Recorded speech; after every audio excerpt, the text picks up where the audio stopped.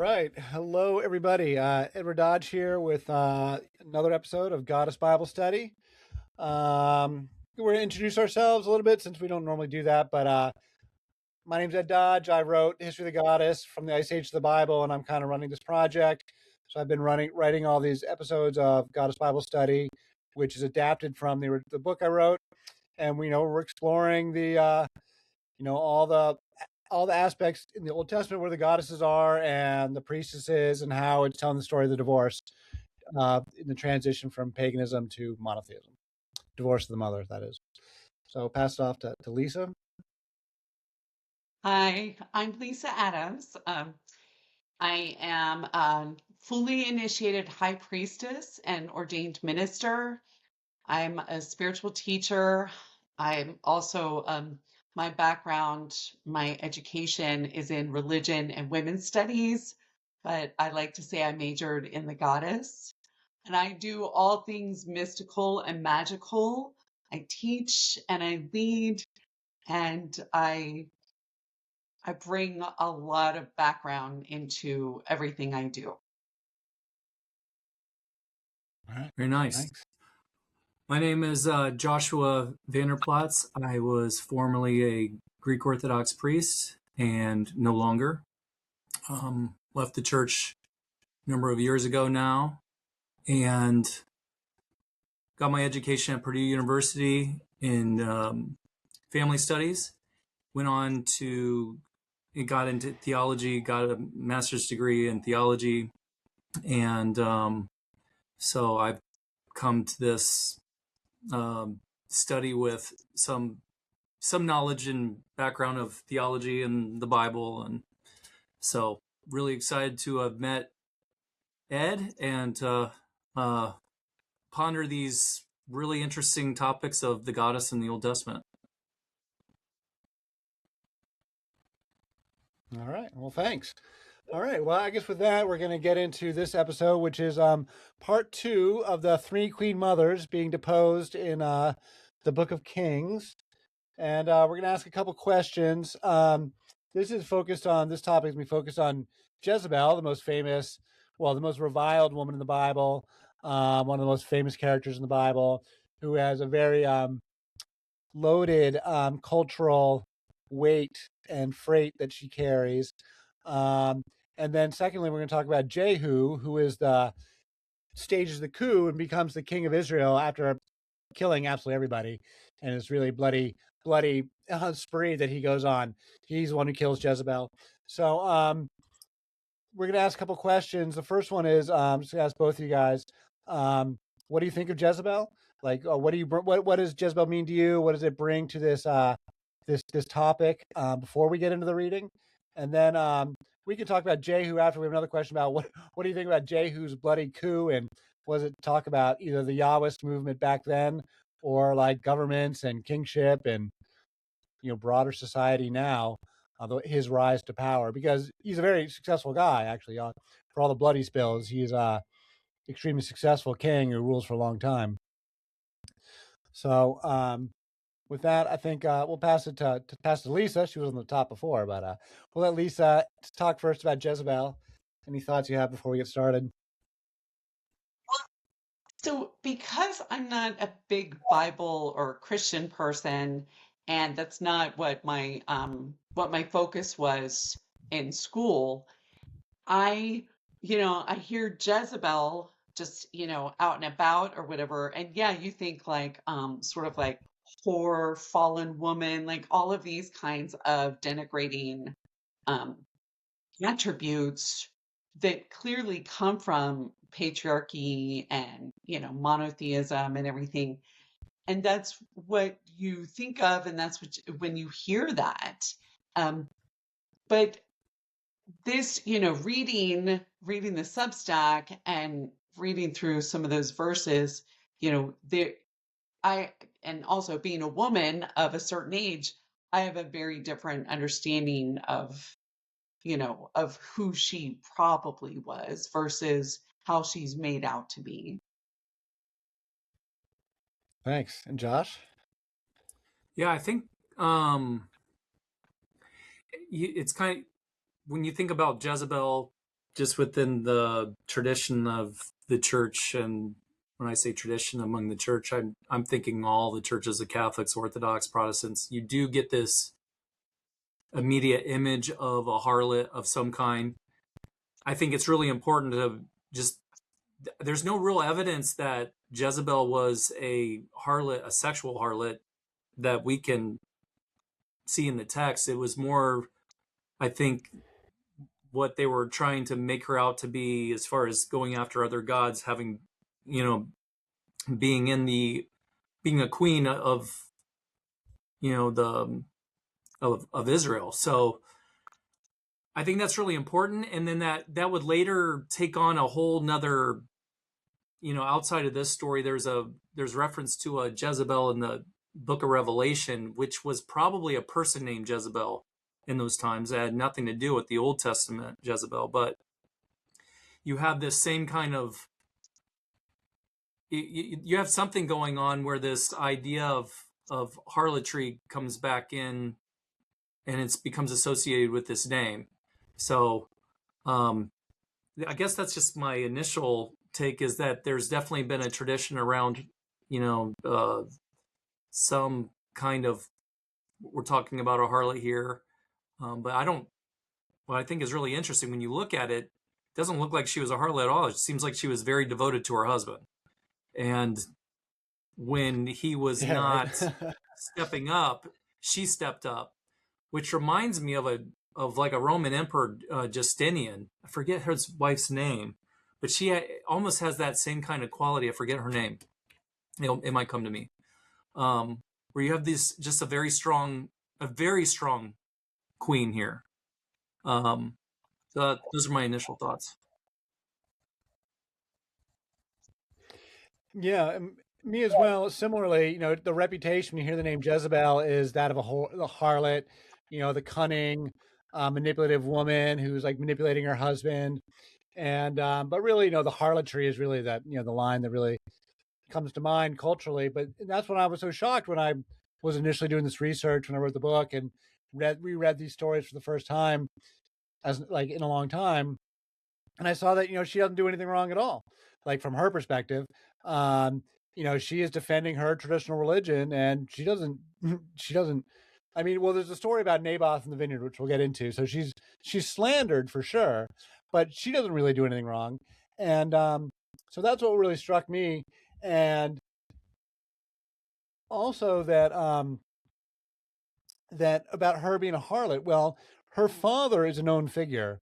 Um, his name was Ethbal, and he was the king of Tyre and Sidon in the 9th century Phoenicia. And he was the high priest of Astarte, who then pulled his own palace coup and killed the king and became king. And so she definitely grew up in the Astarte cult for sure. Like that's like a known historical fact. So she definitely would have participated in all these traditions. But you guys are right that never in the text is she presented doing anything sexual at all.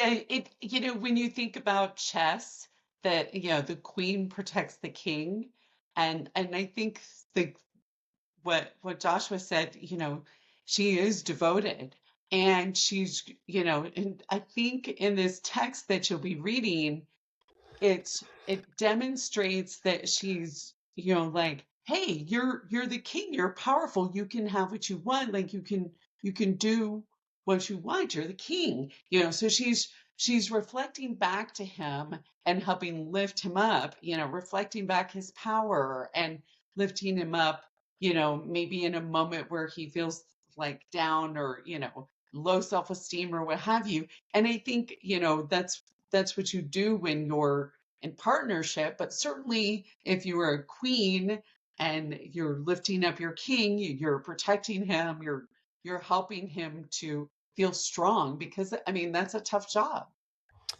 Yeah, it's great. It also, that reminds me of the Devi Sukta, which is one of the oldest passages from the Rig Veda from India. So even older than all this Old Testament stuff, totally Bronze Age. And there's the Devi Sukta, is the hymn to the goddess, the Devi being goddess in Hinduism, and the Sukta is like hymn. So it's like our prayer to the goddess or a hymn to the goddess. And in that, she's declaring all of her powers. But one of the lines that she has is, "I make my man mighty. I bend his bow." And she wants her man to be a warrior, and she's going to help him be a warrior. Because women don't want weak, effeminate men. They want strong men, as a general rule. But actually, it's much more like how a priestess would work as well, and like helping her partner or her lover or her king or her man to like tap more deeply into his own power, into his integrity, into his greatness. And that's what a priestess does, but that's also what a queen does That's good stuff. if she's married. Yeah. That's good stuff. Let's get into it. All right. So, Okay. Goddess Bible study continues in the 9th century BCE with the Book of Kings. In this period, the Yahwist prophets confronted the traditional religion of Baal and the mother goddess Asherah, while the kingdoms of Israel and Judah were embroiled in ongoing wars with their neighbors and turbulent royal succession.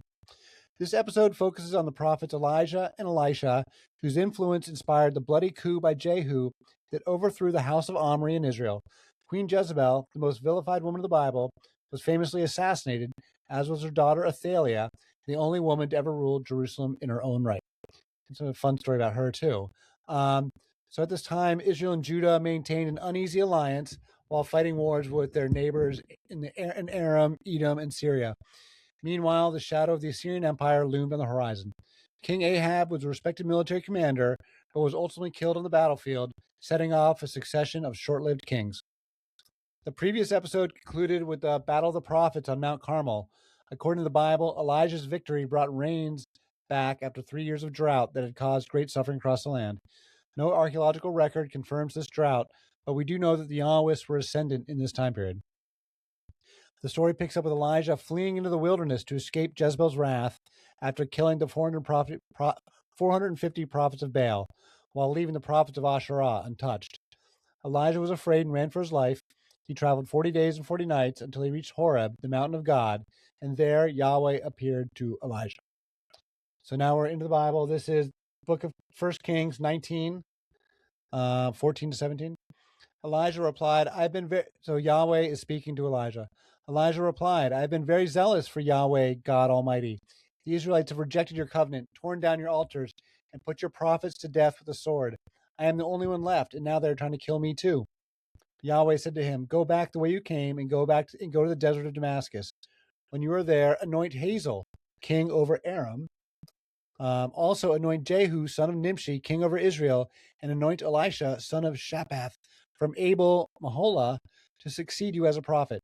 Jehu will put to death any who escape the sword of Hazael, and Elisha will put to death any who escape the sword of Jehu. The Bible portrays King Ahab as weak, passive, and sulking, while Queen Jezebel is cast as dominant, manipulative, and politically shrewd. The historical record tells a different story. Ahab was a formidable military leader, actively engaged in the wars of his day. Much of the Book of Kings reads as political propaganda, written to denigrate the enemies of the Yahwist movement, regardless of their actual popularity or effectiveness as rulers. The Bible is especially vitriolic towards Ahab and Jezebel, which suggests that they were real and serious adversaries. So this is 1 Kings 19:25. Surely there was never one like Ahab, who sold himself to do evil in the sight of Yahweh, incited by his wife Jezebel. He committed the most detectable acts by going after idols, just like the Amorites whom Yahweh had driven out before the Israelites. Jezebel is blamed for introducing idolatry and foreign gods to Israel, but these gods were native, and Jezebel was defending the traditional religion of her people. From her perspective, it was the Yahwists who were the dangerous insurgents, armed with revolutionary new ideas. In 1 Kings 21, Ahab covets a vineyard beside his palace, but the owner refuses to sell. Jezebel finds her husband sulking and mocks him. Aren't you the king? Get up, I will get you the vineyard. She then conspires to have the owner falsely accused of blasphemy and killed, allowing Ahab to seize the land. This is the story of Naboth in the vineyard. It's a long story, so I didn't want to copy the whole thing. And then the prophet Elijah hears about the murder and he confronts them. So this is Elijah. 1 Kings 21, Elijah says, I will bring calamity on you and consume your descendants. The dogs will devour Jezebel by the walls of Jezreel.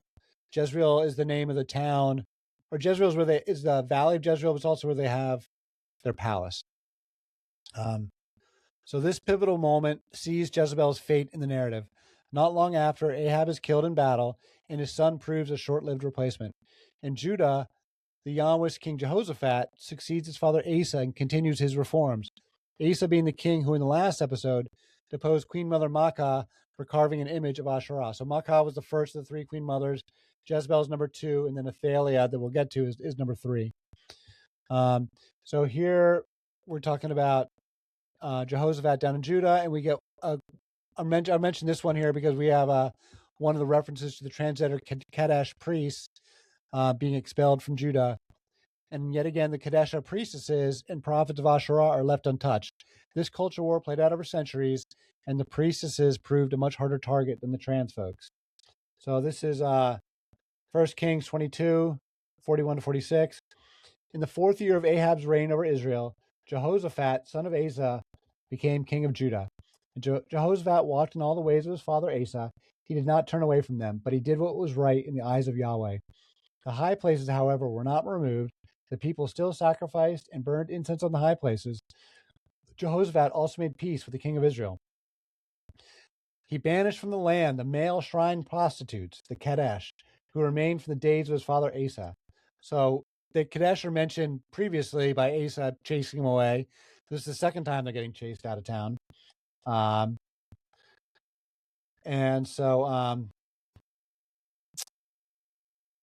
right, so then Ahab's death is one of the more vivid stories in 1 Kings 22. He's disguised himself on the battlefield, so he wasn't dressed as the king, so they didn't know it was him. But a randomly fired arrow found the gap in his armor.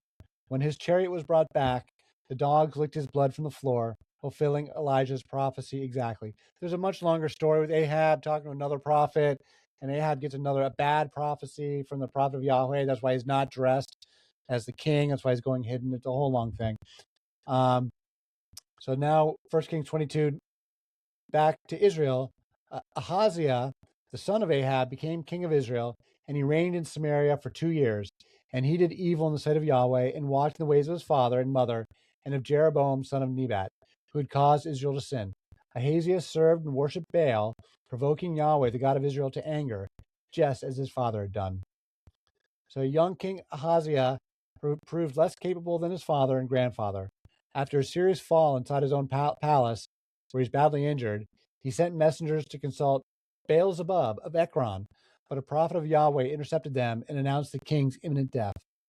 The name Baal-zebub means Lord of the Flies, and is almost certainly a mocking distortion coined by the biblical writers, rather than the God's actual name.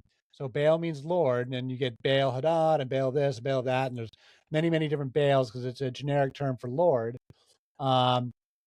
And just as we use God in a lot of different ways. But Baal-zebub, Zebub literally means of the flies. So it's like Lord of shit, basically. And then that in turn is goes on right through the Middle Ages, and Beelzebub becomes a demon, and medieval demonography, and the name lives on in infamy. So this is now we're in the book of 2 Kings 1. The Hebrews have it all as one long book, but the Christians separate them into 2 books. So now Ahaziah had fallen through the lattice of his upper room in Samaria and injured himself. So he sent messengers and instructed them, "Go inquire of Baal-zebub, the god of Ekron, whether I will recover from this injury." But the angel of Yahweh said to Elijah the Tishbite, "Go up to meet the messengers of the king of Samaria and ask them, is it because there is no God in Israel that you're on your way to inquire of Baal-zebub, the god of Ekron? Therefore, this is what Yahweh says, you will not get up from the bed on which you are lying. You will surely die." Which he does die. So Ahaziah was succeeded by his brother Jehoram. Shortly after, the prophet Elijah died and was taken up to heaven in his final supernatural act, passing his mantle onto the prophet Elisha. And Elisha was not very nice to children. This, I found, is one of the most hilarious stories in the entire Bible. 2 Kings 2, 23 and 24. We've just met Elisha for the first time. He does some supernatural stuff, and then he's walking down the road. From there, Elisha went to Bethel, and as he was walking up the road, a group of boys came out of the city and jeered at him, chanting, "Go on up, you bald head. Go up, you bald head." Then he turned around, looked at them, and called down a curse on them in the name of Yahweh. Suddenly, 2 female bears came out of the woods and mauled 42 of the boys. So, So can I just say that I think it's really interesting that that little story about him, because the Yahwehs are like, oh, you're doing evil and witchcraft and all of this stuff, but then literally calling a curse down by Yahweh. So, I mean, who's doing the witchcraft there, right? right, totally. Yeah. And it's one of those embarrassing stories in the Bible that bothers theologians because, it's not a particularly flattering story for your own profit. So Moab's rebellion, which we covered last week alongside the Mesha Stele, is recorded in 2 Kings 3. It really should go here in the narrative. In the next draft, it'll be adjusted. Elisha performs a series of healings and miracles before ultimately setting in motion a bloody palace coup that would claim many lives. Elisha instructed one of the sons of the prophets, that's their group, to go to the battlefield, find the Israelite commander Jehu, and anoint him king of Israel. Those are the instructions that they had gotten before from Yahweh. So Jehu is a confirmed historical figure who ruled Israel from 841 to 814 BCE. He is the earliest king in the biblical narrative to be verified in the archaeological record. His name is also one of the earliest theophoric names for Yahweh, meaning Yahweh is he. So the J names, the J-A, not all of them, but oftentimes, because it's not true for Jezebel, but oftentimes you see the J-E at the beginning of the name. That's a Yahweh name. That means it's coming out of a Yahweh family. It's that cultural group. And so it's an easy way to determine which kings are the Yahweh kings.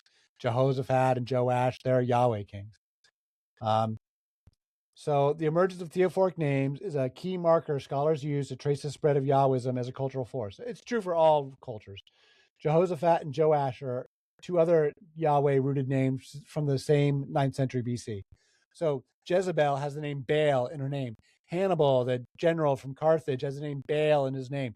Anytime you see a Hannibal or Jezebel, like those are all Baal people, as opposed to the Yahweh people. And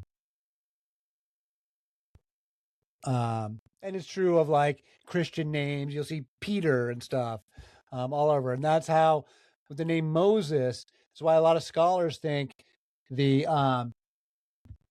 that the Pentateuch is written way late, like the Hellenistic time period, because that's when you start to see the name Moses show up culturally in Jewish names, like in like naming children Moses is only from like the 2nd century forward. Like the name Moses doesn't get used culturally anywhere in Israelite culture, anywhere until after the Torah is written, which is kind of an interesting little detail. That's why a lot of scholars think Moses is like a later invention, or the stories are later inventions. So this is the evidence we have of Jehu. This is the black obelisk of Shalmaneser III. He's who from around 841 BC. This depicts Jehu or his envoy prostrating before the Assyrian king, providing extra biblical confirmation of his reign and his date. The original of this is held in the British Museum, and this is an AI rendering I did just to clean it up to make it easier to see.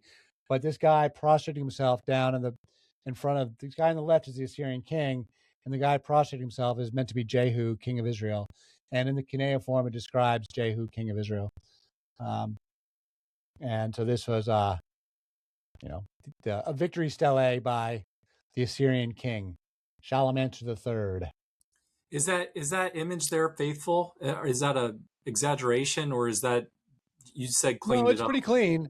Okay. It's a very large monument, and this is one panel. All 4 sides have like multiple rows, at least 4, maybe more rows, and this is one of the rows from one of the sides. So it's like a big monument. It's like 6 feet tall or something, and the original one's all beat up. It's kind of hard to see. I mean, is Jehu wearing a Phrygian cap there? I mean, what's he wearing on his head? That's a good question, and I would go back. I did try to look at it to make sure these things were pretty good, but I would go back to the original one to start digging into those questions. This is for illustrative purposes only, not for scholarly purposes. But I've been playing with the AI stuff. I think it's effective in stuff like this. I'm not trying to be the scholar here. You can click the link in the article, and it's got where it takes you back to the British Museum page, and you can see the original one for yourself. So even the Bible cannot fully rehabilitate Jehu. He comes across as a treasonous and murderous, and his killing spree is remembered with shame by the later prophet Hosea, in Hosea 1:4-5, which will be next week.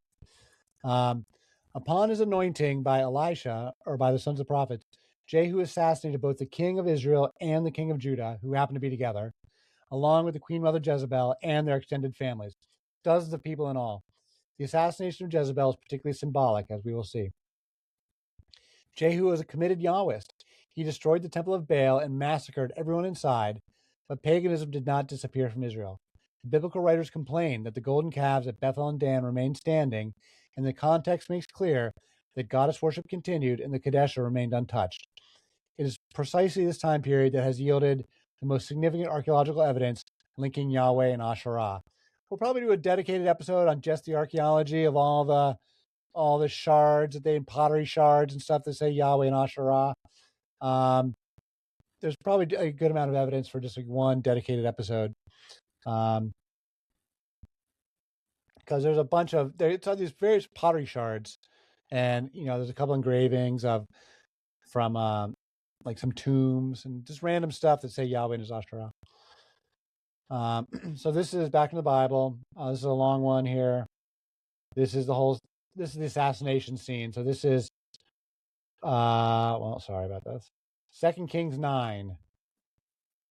And any comments before I jump into this? This is the big bloody part here. All right.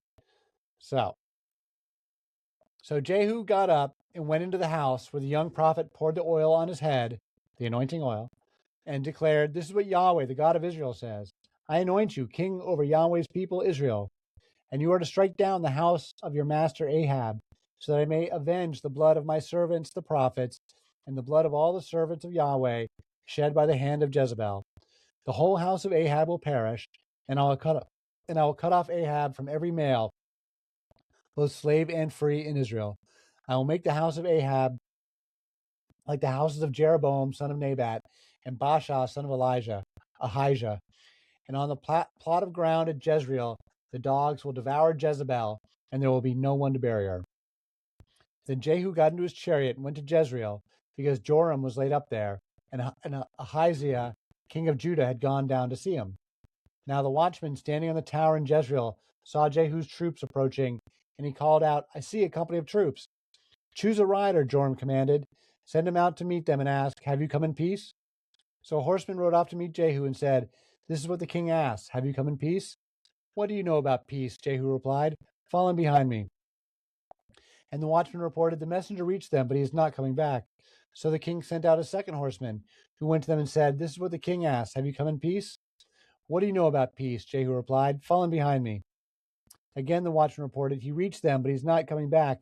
And the charioteer is driving like Jehu, son of Nimshi. He is driving like a madman." "Harness!" Joram shouted, and they harnessed his chariot.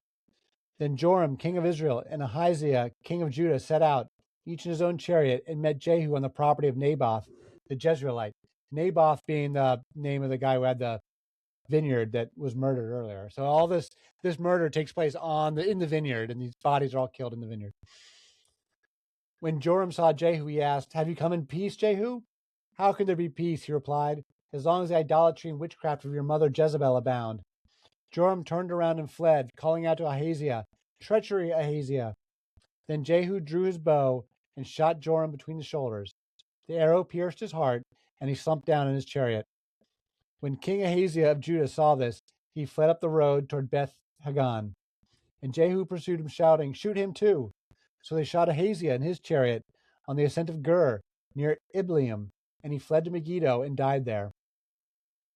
Now when Jehu arrived at Jezreel, Jezebel heard of it. So she painted her eyes, adorned her head, and looked down from a window. And as Jehu entered the gate, she asked, "Have you come in peace, O Zimri, murderer of your master?"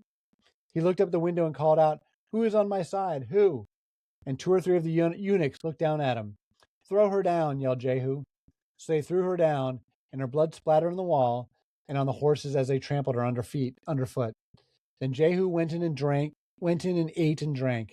Take care of this cursed woman, he said, and bury her, for she was the daughter of a king.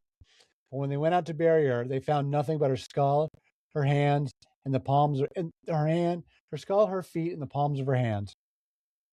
So they went back and told Jehu, who replied, "This is the word of Yahweh, which he spoke through his servant Elijah the Tishbite. On the plot of ground at Jezreel, the dogs will devour the flesh of Jezebel, and Jezebel's body will lie like dung in the field on the plot of ground at Jezreel, so that no one can say, 'This is Jezebel.'" So Jezebel faced her death with dignity, taking time to paint her eyes and dress her hair before appearing at the window. She was thrown down by her own palace eunuchs, her blood splattering on the stones below. Her flesh was consumed by dogs, fulfilling Elijah's grisly prophecy to the letter. Her defenestration is one of the most loaded images in the Hebrew Bible. A great queen, hurled from her own window, devoured in the street. Over the centuries, Jezebel's name has become synonymous with female treachery, sexual manipulation, temptation, and wickedness, a shorthand for everything the patriarchal tradition feared in a powerful woman. She is comparable, and I think this is really important.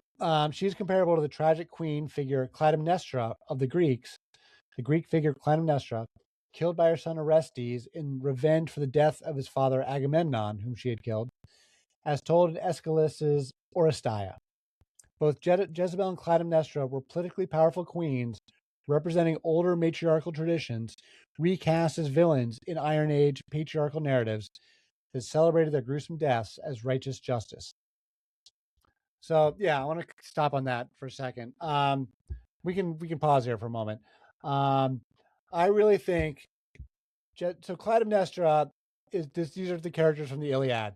Agamemnon is the leader of the Iliad with Achilles and everybody. When he comes back from Troy, Clytemnestra has been his queen, ruling while he was gone for 10 years, and she has a bone to pick because he had sacrificed their daughter. So when he comes back, she murders him, and that sets off this famous Greek tragedy called the Oresteia, named for their son Orestes, who then has to kill his mother. And it's a very long story. And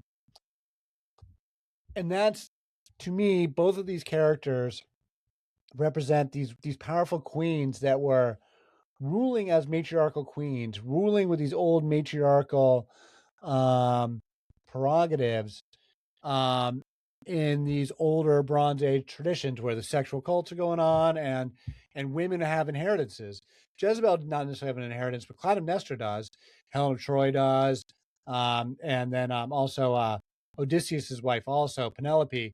The women are inheriting the throne. And so in that these Bronze Age traditions are what's being overthrown.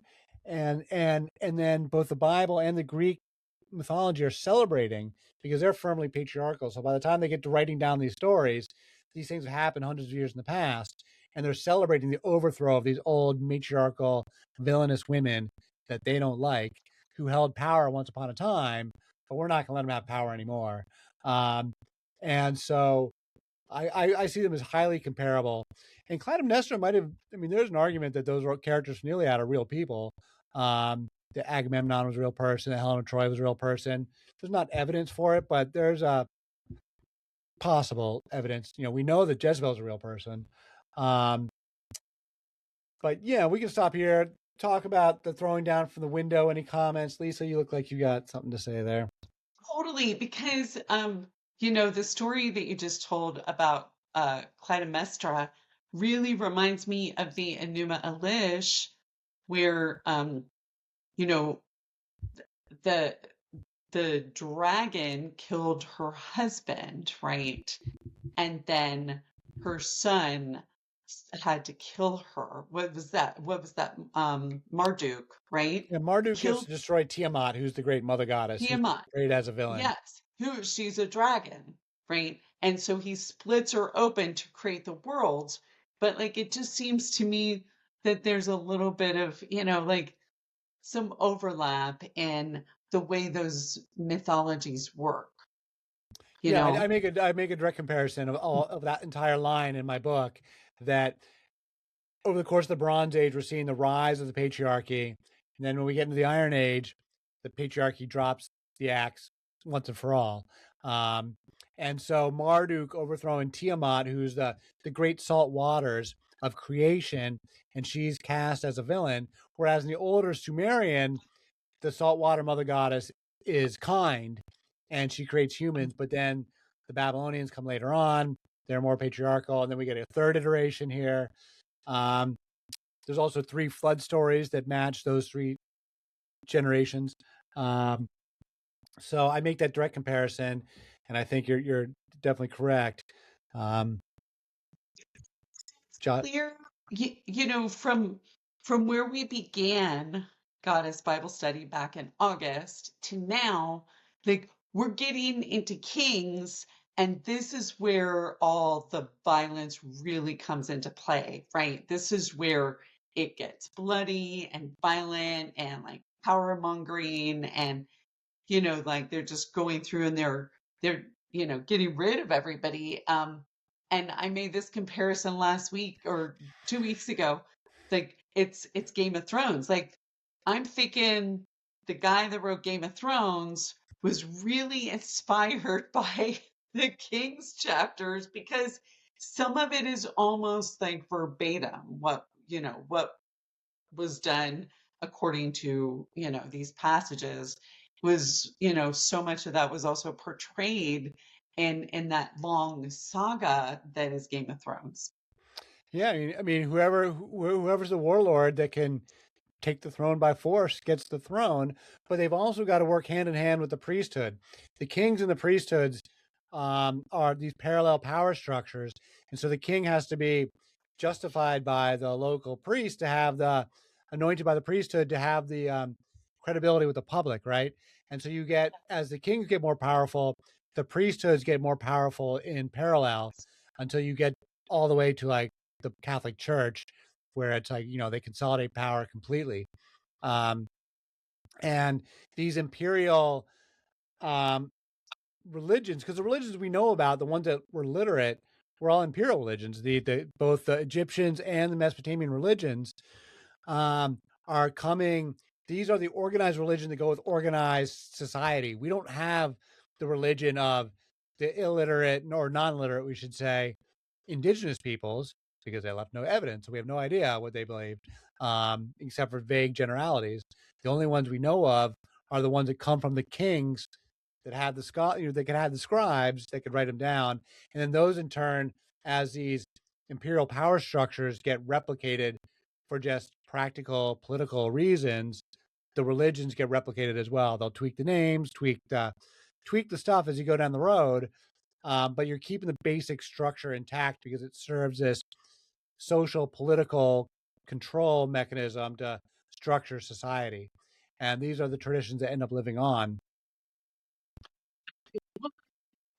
I also was like, and reading through this, I was like, okay, well, Jehu certainly is like a Yahwist, because it seems like, Yahweh's attitudes about things, and, like what he wants done. And, that Yahweh is angry, vengeful, and then here he's got the perfect vessel to carry out his work in Jehu. Let's chat a minute. I want to get his thoughts on the being thrown down from the window and the symbolism of that.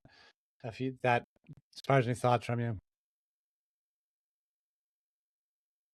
Well, yeah, and Joshua, your mic is still muted, but certainly like the fall of the feminine, the fall of the queen, the fall of the goddess, right? That's what that is. And there's nothing left of her, right? Yeah. Yeah, I mean I think they coined the word defenestration, which is a French word for being thrown from a window, and I think the term is framed, I think, from this story. It's like because I mean, you do hear about people being thrown from windows, like when the KGB assassinated the guy just fell out of a window. Still doing it. But I do think the word comes from and and is inspired by. I think this is the most famous defenestration from the ancient world. That's for sure. So anyway, we can get back into it. I want to. Yeah. I'd like to make a comment just on. We're talking a lot of the politics of this, but I'm thinking also just the cultural, theological underpinnings that probably would have appealed to the people at this time. And earlier on in the story, you're talking about, when Elijah spared the prophets of Asherah, but killed the prophets of Baal. Right. And it sure seems like, from just possibly a folk standpoint here, we're not in pure monotheistic, God's a single masculine entity. We're looking at two storm gods fighting over a girl of who gets to spread their water seed on Mother Earth here. And you have two patriarchal patriarchy is starting to rise in these, in whether it's Baal or, Yahweh, and they're fighting over who's going to get hegemony over Asherah. That's how I read them. That's how I read that, them not killing the prophets of Asherah. Why wouldn't you do that? I mean, if we're not at the point where we're annihilating Asherah, I guess, right here. No, that comes a century later when they really move hard on Asherah. Yeah. But at this time period, no, you're absolutely right. He's got to capture the girl and marry the girl before he can divorce her. So he's got to get the goddess on his side first. So Yahweh's got his hands full just fighting with Baal and trying to become king of the gods in Israel. And getting rid of the goddesses comes later. But you can tell they're clearly are already, are instigating with them. I mean, they've cut down some Asherah poles already, but the real Asherah pole cutting down comes a little bit later. Well, it mentioned like making an image of Asherah, and that was somehow that was with Makah and Asa. Maybe because she was identified with the earth, purely the earth, rather than some formation or idol or something. Maybe that. I don't know. I wonder what the carved image was. That's what I was like. I think it's important to bear in mind the relationship between gods and humans, because gods are not, a corporeal. They're not in the 3D time-space continuum on Earth. So they necessarily need humans to, be their lackeys and, and to carry out their wishes in order for things to happen that they want, right? And so I just think that that's really interesting, because if that's the case, then the humans actually have quite a bit of power. And not only do humans have quite a bit of power, but they can and necessarily should, if you're working with gods, negotiate what you're going to get out of it, and also what your boundaries are. I will do this for you, but I won't do that. This kind of a thing. So I just think that that's, something interesting, because here humans think they don't have that much power necessarily, and they're like, oh, we're deferring to the gods to like bring us what we want or whatever. But it's sort of the other way around, Oh yeah, I think goes way back into Sumeria. The understanding to them was we were created to serve them. We were created to, some say dig in the mines, grab the gold, bring it to them, but to feed them also. There's stories of that. And so like this idea of us serving them is deeply in the human psyche. So like choose ye right now, Israel, who you're going to serve. Israel, or Yahweh, choose your God. Who are you going to bring your sacrifices to? Yeah, this idea of serving a God that needs something from us is somehow deeply in the human psyche here. Yeah, you had to feed the gods, and the gods would get hungry, and if no one was serving up a barbecue for them. Yeah, it's not like this passionless God that doesn't suffer hunger that will come later in high Christian theology. And not omnipotent, not omnipotent gods. It's very dependent gods upon humans to keep them alive. One last point I want to make is the name Jezebel, which is interesting. There's one, I just looked this up. There was one way of translating that of her name is that Baal is husband. So it Yeah. is a declaration that Baal is the husband of Asherah, not Yahweh's the husband of Asherah. So again, it feeds into that whole thing of like, we have guys fighting over the girl, which is just the ancient story. That's next week's topic. You're jumping Okay. the gun, Joshua. Sorry. That's what we talk about with the prophet Hosea. That's exactly. You will no longer call me my Bailey. You will call me my Ishi and not my Bailey. Okay. Great. So we'll be fighting over the wife next week. All right. So let's get through the rest of the reading here. So Jehu was not finished, having killed both kings of Israel and Judah in a single campaign, and the Queen Mother of Israel. He systematically hunted down and killed their families, all of them. His most sacrilegious act came last. He invited every remaining servant of Baal to a great sacrifice at the temple, locked the doors, and slaughtered everyone inside. Then he desecrated the temple itself, turning it into a latrine. And in doing so, he wipes out Baal worship and institutes Yahweh worship. It's still pagan Yahweh, but it's Yahweh, not Baal. So now we're into the Bible. Now the sons of the king Ahab, 70 in all, were being brought up by the leading men of the city. When the letter arrived, they took the sons of the king and slaughtered all 70 of them. Then they put their heads in baskets and sent them to Jehu at Jezreel. So Jehu killed everyone in Jezreel who remained of the house of Ahab, as well as all of his great men and close friends and priests, leaving him without a single survivor. I mean, it sounds like hundreds of people, really. Then Jehu set out towards Samaria. At Bethel of the shepherds, Jehu met some relatives of Ahaziah, king of Judah, and asked, "Who are you?" "We are relatives of Ahaziah," they answered, "and we have come down to greet the sons of the king and the queen mother." Then Jehu ordered, "Take them alive." So his men took them alive, then slaughtered them at the wall of Bethel, 42 men. He spared none of them. Then Jehu brought all the people together and said, "Ahab served Baal a little, but Jehu will serve him a lot. Now therefore summon to me all the prophets of Baal, all his servants and all his priests. See that no one is missing, for I have a great sacrifice for Baal. Whoever is missing will not live." But Jehu was acting deceptively in order to destroy the servants of Baal. And Jehu commanded, "Proclaim a solemn assembly for Baal." So they announced it. Then Jehu sent word throughout Israel, and all the servants of Baal came, and there was not a man who failed to show. They entered the temple of Baal, and it was filled from end to end. And Jehu said to the keeper of the wardrobe, "Bring out the garments for the servants of Baal." So he brought out the garments for them. Next Jehu and Jehonadab, son of Rechab, entered the temple of Baal, and Jehu said to the servants of Baal, "Look around to see that there are no servants of Yahweh here among you, only servants of Baal." And they went in to offer sacrifices and burnt offerings.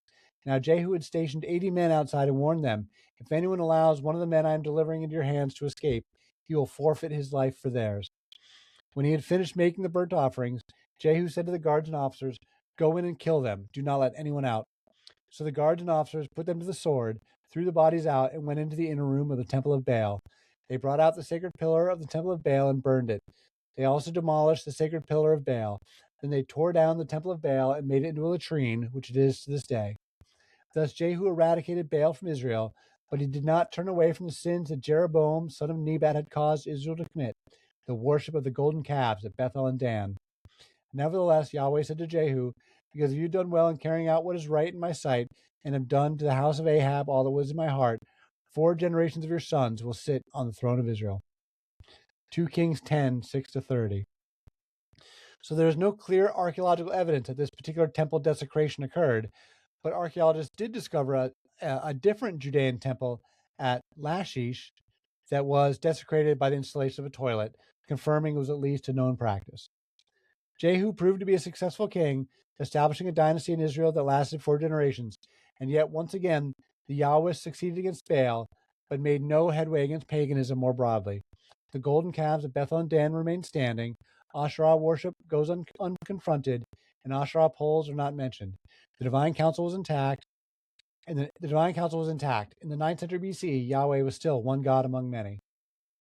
Our third and final queen mother in this tragic trilogy is Athaliah, the daughter of Jezebel and Ahab, who was the wife of the king of Judah, and queen mother and ultimately the sole ruler of Jerusalem in her own right. So Athaliah is a pretty tough chick in her own right here, as you will see. After Jehu killed her son, King Ahaziah, and decimated her family, Athaliah launched a killing spree of her own, slaughtering the remaining royal heirs to seize the throne for herself. One infant survived, hidden away by a family member in the temple. Athaliah is the only woman in history to rule from Jerusalem as a sovereign queen. She held the throne for 6 years, from 841 to 835 BC, until the Yahweh assassinated her and installed the now 7-year-old Joash as king and tore down the temple of Baal. So, 2 Kings 11, when Athaliah, the mother of Ahaziah, saw that her son was dead, she proceeded to annihilate all the royal heirs. But Jehosheba, daughter of King Joram, the sister of Ahaziah, took Joash, son of Ahaziah, and stole him away from among the sons of the king who were being murdered. She put him and his nurse in a bedroom to hide him from Athaliah, and he was not killed. And Joash remained hidden with his nurse in the house of Yahweh for 6 years, while Athaliah ruled the land. 6 years goes by. Then Jehoiada, who was the high priest, brought out the king's son, put the crown on him, presented him with testimony, and proclaimed him king.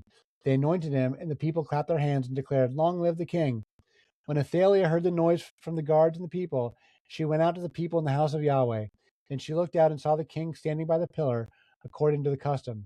The officers and trumpeters were beside the king, and all the people of the land were rejoicing and blowing trumpets. Then Athaliah tore her clothes and screamed, "Treason! Treason!"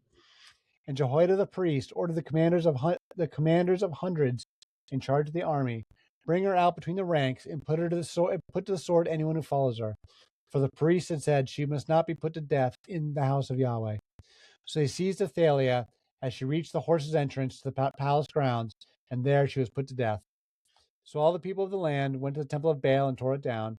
They smashed the altars and idols to pieces, and they killed Matan, the priest of Baal, in front of the altars. That's 2 Kings 11.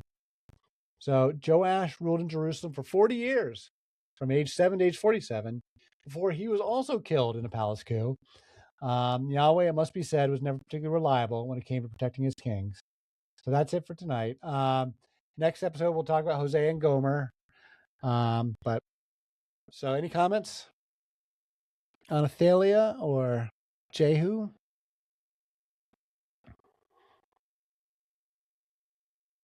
I had personally never heard of Athaliah before doing these readings and did not remember her at all.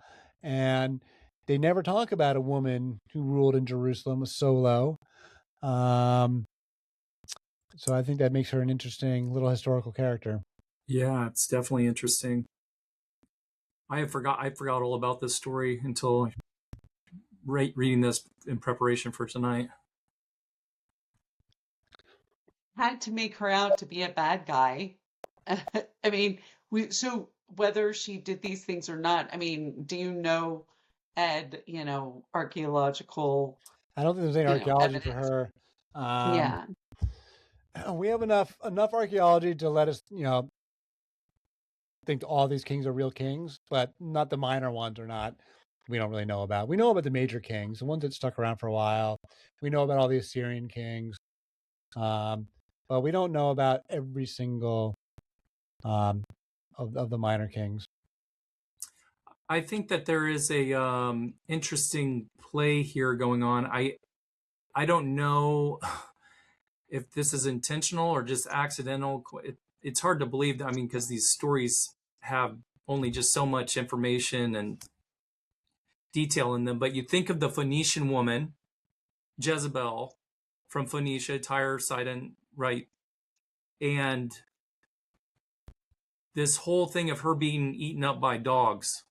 Right. And then you think of in the New Testament story with Jesus, where they make mention of that Phoenician woman who comes to her and asks for bread. And he's like, should I give the bread of the Jews and give it to the dogs? And I wonder if there's any play between these stories of somehow trying to show this Phoenician woman who would be like considered maybe like a descendant of Jezebel, like somehow still bowing down to this. At the time Yahweh. of Jesus. The Phoenician woman. Right. I'm not familiar with that story. I mean, Phoenicia wasn't really much of a cultural entity at that point, although their descendants live on. I have a Lebanese friend who said she considers herself indigenous to Lebanon, and her family consider themselves descendants of the Phoenicians, because they've just simply lived in Lebanon forever. But Phoenicia, I mean, they get demoed by the Assyrians, they get demoed by the Persians and Alexander the Great. And then Carthage is a Phoenician. So the Phoenicians are really super interesting people who, when we come out of the Bronze Age collapse, they're the richest and most successful people and most sophisticated people Travelers in the entire Mediterranean. They're the first people to travel by sail or to really navigate, I mean, by the stars, and really travel around extensively around the Mediterranean. They're the first really great sailors. They're super sophisticated artists and super sophisticated tradespeople who don't have a big military presence. They have trading colonies, and they rely on mercenaries to protect them, and they don't have a big standing armies of their own, and they don't have an empire of their own. It's all a bunch of independent city-states. So Tyre has got its own king, and Sidon has its own king, and they're united by culture, but not by politics. And they're fabulously wealthy. And Tyre is this really interesting place because Tyre was an island, and no longer an island, thanks to Alexander the Great, but it was an island with this impenetrable fortress, like 150 feet above the water, and that resisted any kind of outside. The Assyrians could never conquer it. They conquered the mainland side, but nobody could conquer the independent island of Tyre, which seems like why they come out of the Bronze Age collapse successfully. Like they don't get wrecked by the sea peoples when everybody else is getting wrecked. They survive. And but Alexander the Great, when he conquers them, he builds a battlement all the way out. It's like a kilometer offshore. He fills the channel with debris and wood and stuff, and builds a channel and builds a battlement all the way out to the island under duress, like they're being fought off the entire time. It takes them almost a year. And then Alexander the Great leads his troops over the walls, and they slaughter everybody inside the city. And Tyre is now a peninsula to this day. It's no longer an island. But back in the day, it had this impenetrable fortress. All this stuff is so Game of Thrones. The city fortress of Tyre just sounds absolutely amazing. It needs to be illustrated. Yeah, I forget where I was even going with all that. But yeah, they were super interesting people. So, if you're going to bring up, say, like, descendants and ancestors and like where somebody hails from, part of what, like, a question that arose in me is if all of these kings of Israel and their families have been completely killed off, right? Like genocided, Right. then what about the lineage, the blood lineage of Yeshua, Jesus? Like, Right. how does, because Well, that's a clearly question for I'm not for the Father here. specifically Like, how do they trace the lineages of Jesus back right. to So, these? like, clearly I'm not specifically trying to track that myself, but I know that there are points in the Bible where they like go on to say, where, how it flows through. But I'm like, but they just killed off all the kings of Israel. So how is It's in Jesus Judah, still a though. It's descendant? the bloodline of Jesus back to King David runs through Jerusalem and runs through Judah, and so that runs through Josiah ultimately, who is the last member of the house of David, who's going to come later on. He's one of the big reformers, and then they get killed by the Babylonians. I'm not sure how they track the lineage. You can definitely track it in the Bible through Josiah, King Josiah, right down. But after that, I don't know how they keep track of it from the Babylonian exile all the way, which is 586 BC, to Jesus. Do you know, Joshua? Mm-hmm. What was the question again? Well, like, how did you track the bloodline from Jesus back to these kings when all these kings all the houses are being wiped out? So the house of David does survive, though, at least to the Babylonian exile. It's these other houses, the house of Ahab or the house of Omri is his father. That's one gets destroyed here by Jehu, and then the house of Jehu lasts for a while. but then he gets over with his ancestors or his descendants will get overthrown at a certain point. Well, and remember, there's always that rule that if someone doesn't have a descendant, then the brother raises up the seed in his name and takes on that name of his father, even though if it's his brother too. So right. There's workarounds with all that. I mean, in the Northern Kingdom, they ultimately get wiped out by the Assyrians, which will probably be 2 episodes from now. That they'll, and that's the 12 tribes or 10 of the 12 tribes are then at that point lost in the wind of history. And you've got just the 2 tribes left in Judah, Judah and Benjamin. And they go into the Babylon exile, and those tribes get lost. So now there's no, but I mean, the Christians obviously worked out these bloodlines a long time ago. Like that was a big deal. I mean, the Jews had it all worked out. How they tracked their bloodlines back to King David.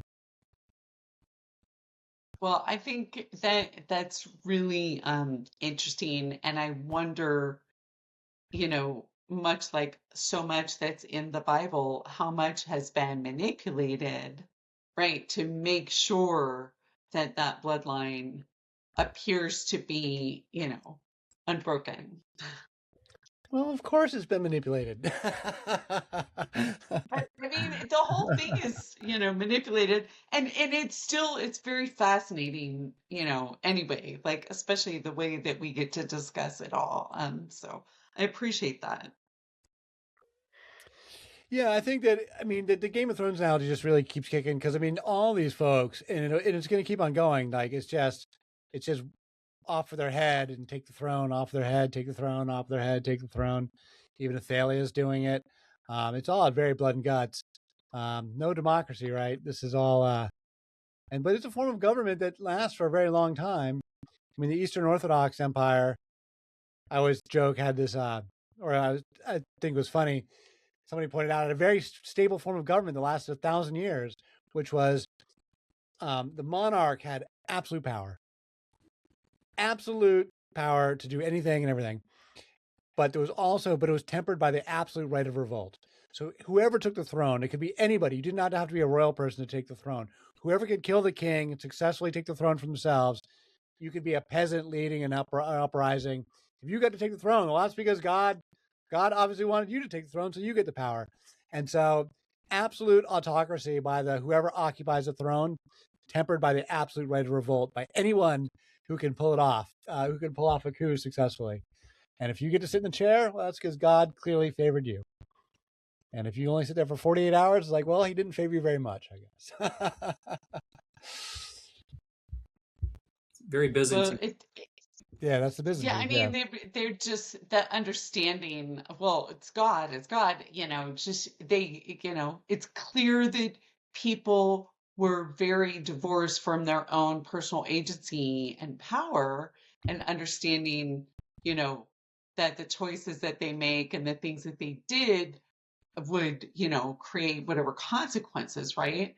Versus, well, it's God ordained it, or, this thing worked out, so God said it was, that it was how it was meant to be, as opposed to, like co-creation and personal agency. And it just sounds like everything was outside of their hands. And, that works too, especially if it's imperialism, right? Like you don't want the people to think that they have personal agency or personal power to make something happen or to create a thing, right? So of course, God. Yeah, and also there's no spirit of like cooperation anywhere. It's always dominance. At every turn, it's dominance. And there's no ethic of cooperation, which would have been happening among the peasants who are like farming. They would still be cooperative with one another. And cooperation as a socialist ethic is like pretty basic to biology, based in nature, and its fundamental like goddess traditions is that they're more social and they're more sharing of everything. And so the spirit of cooperation that is what gets lost as the goddess gets demoted, it becomes more society becomes increasingly more hierarchical and authoritarian. And this is what we're seeing tumbling down with every century as we go in the story. It's getting more bloody, more violent, more dominance hierarchies, and this continues for the next 1,000 years or so, or right up to the modern day. We appear to have a president who thinks that he gets to be, just like those imperialistic rulers, and I think feeling like he's somehow sort of ordained to have absolute power, as you were saying, they had absolute power. And yeah, I mean, it persists, and I think part of why that persists is because of monotheism. Yeah, and as long as people keep going back to the Bible for their inspiration, for their morality, and for their social codes, you just constantly get reminded to engage in these dominance exercises, and that's all the model that's presented to us. It's like at every turn. The exception is Jesus, who's he doesn't do dominance, but the whole Old Testament is nothing but dominance, and very little cooperation.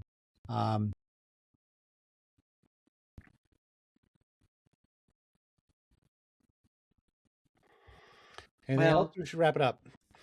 Yeah, so wrap it up. Joshua, what do you have to say? Oh, I was just, we can wrap it up, but I've just been kind of, my comment earlier, I'm just kind of struck by the imagery of Jezebel being thrown from the window and the dogs eat her up. And this story from the New Testament by this woman from the same location. I just want to read this real quick because I think there's something going on here if we have a second. Sure. Yeah. Because this is from St. Matthew's Gospel, chapter 15, 21 through 28. And it says, "And Jesus went away from there and withdrew to the district of Tyre and Sidon. Okay. And behold, a Canaanite woman from that region came out and cried, 'Have mercy on me, O Lord, Son of David. My daughter is severely possessed by a demon.'" And I'm thinking about how, they made Jezebel out to be witchcraft and, sure.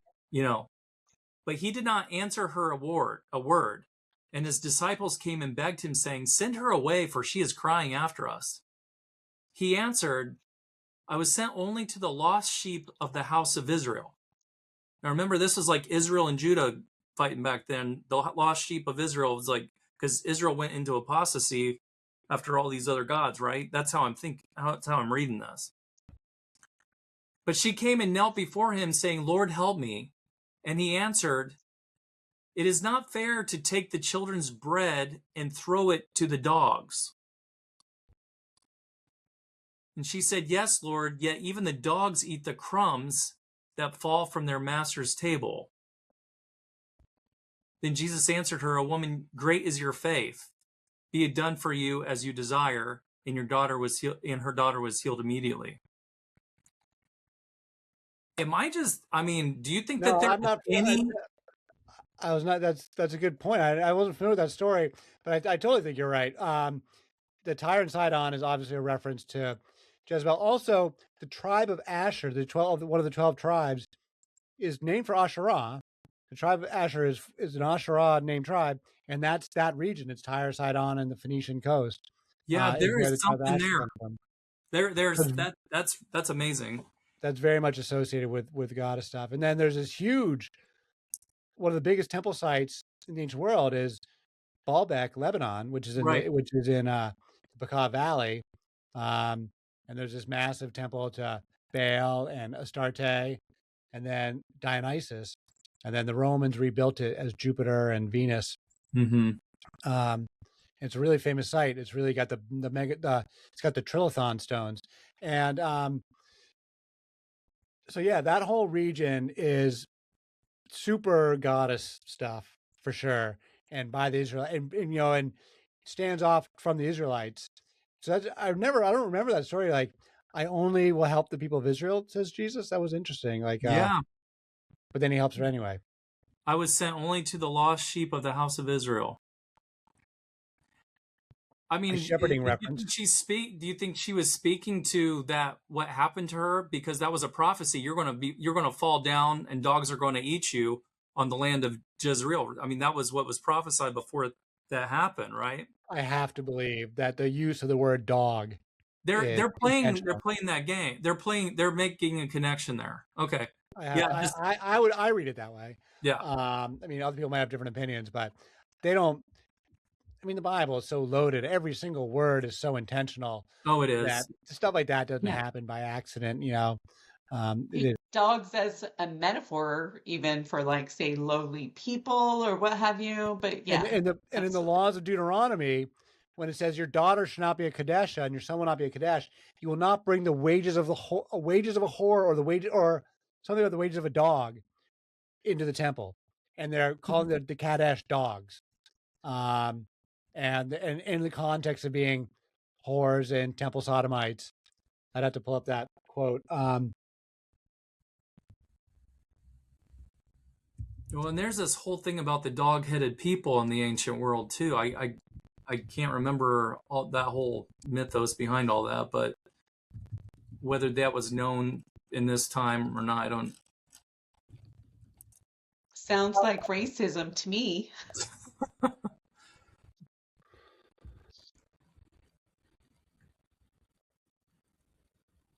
Let me see.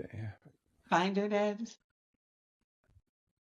Anyway, I didn't mean to like keep the thing going, but it just kept on ringing in my head. Wheels are turning. Mhm. No Israelite woman is to be a cult prostitute. No Israelite man is to be a cult prostitute. Do not bring a female prostitute's wages or a male prostitute's earnings in the house of the Lord your God to fulfill any vow, because both are detestable with the Lord your God.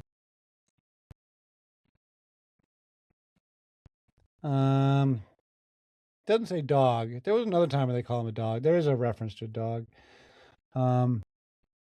Is it just dependent upon which version of the Bible that that you're looking at?